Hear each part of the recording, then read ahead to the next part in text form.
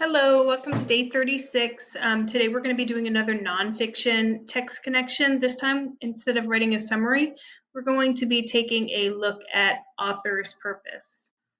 So first we're going to do a quick overview. We're going to read the text, do an analysis of the text, and then we are going to look at our daily task for today.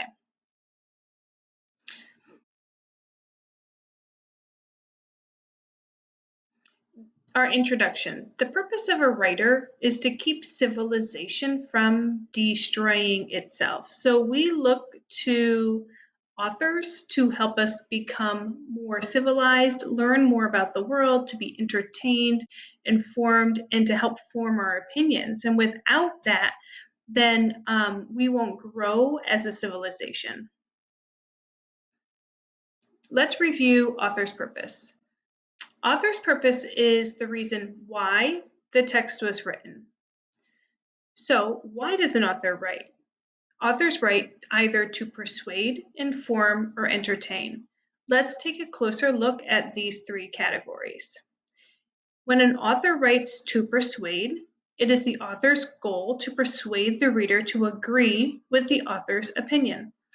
Even though the author shares his opinion, he may provide facts or examples to support the opinion. Examples of this would include advertisements, commercials, newspaper editorials, etc. If an author writes to inform, it is the author's goal to enlighten the reader with topics that are usually real or contain facts. Facts that are used to teach, not to persuade. So it's just facts that are given to you, not to convince you of something. Examples include textbooks, cookbooks, newspapers, encyclopedias. Usually, most of the nonfiction that we read, the purpose is to inform. That's not the case today, however. If the author has the goal to entertain, it is the author's goal to tell a story or describe real or imaginary characters, places, and events. Examples, poems, stories, plays, comic strips, etc. So the Karate Kid, Gary Soto's purpose was to entertain you. Let's go ahead and read the article together. We're going to be annotating for author's purpose. I'll help you get started and then you can finish off by yourself. Student opinion. Anti-bullying rules need to be enforced in our schools. So right in the title of this piece, they give us a really big hint about the author's purpose. It says student opinion. So the author of this is a student, and they're giving us their opinion that schools should have more anti-bullying rules. When we read an opinion piece, it's usually referred to as an editorial. Let's read. According to the dictionary, bullies use strength or power to harm or frighten those who are weaker. Bullies are continuing to build their strength. They continue to rule schools. Adults need to help fight bullying more. That would be something that's good to underline. Adults might say that bullying is just a part of growing up, but it can lead to mental health issues. Mental illnesses are serious. It is different than feeling sad. Feeling sad, lonely, or unhappy sometimes is normal. The feelings usually go away. Mental illnesses affect someone's mood, thoughts, and behavior for a longer time. Someone who is very depressed could have a mental illness. Daily life can be very hard for someone with a mental illness. Doctors can usually help. This is not a part of growing up. Students are losing confidence in themselves. Also, it is impacting their health. Bullying is not getting better. I wanted to annotate this particular paragraph because it really clearly states the author's opinion.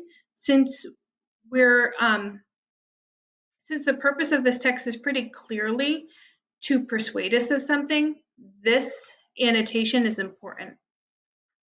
In the United Kingdom, each year there is a survey by Ditch the Label. It is a group against bullying.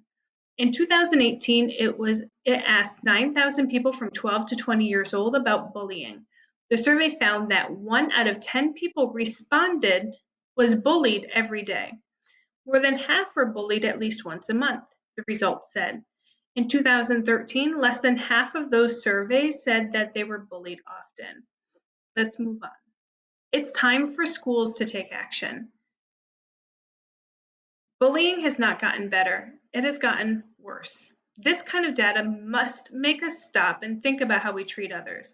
However, it is hard when adults don't punish you for bullying another person.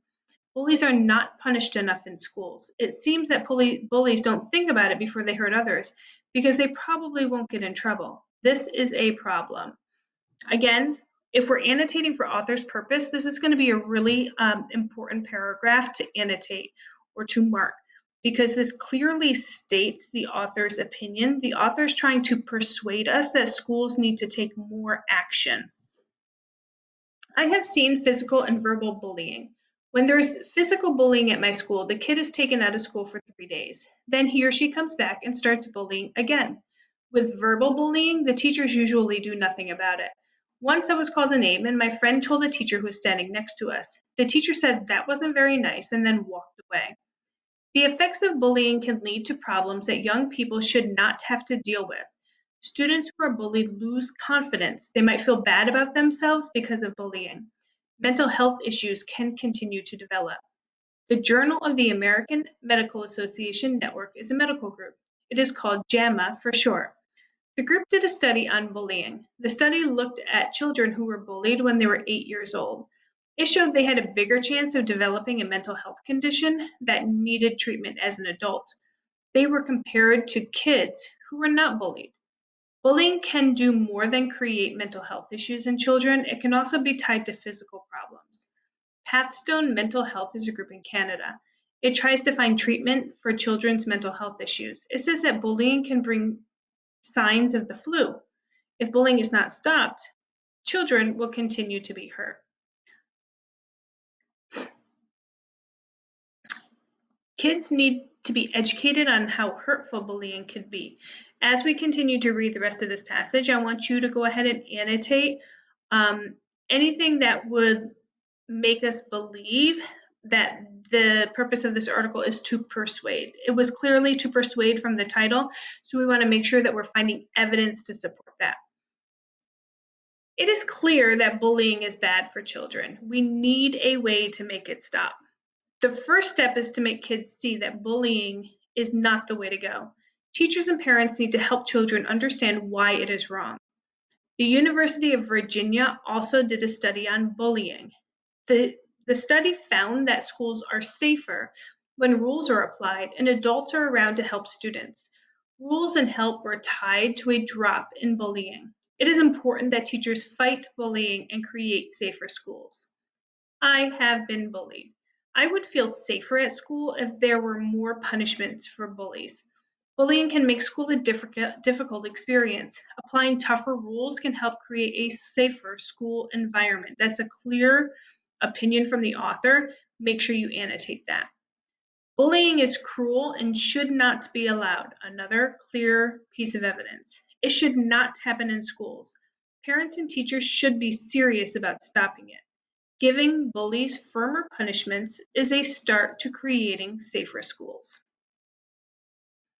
Today's daily task is the following. You need to fill in the chart on the author's purpose and perspective.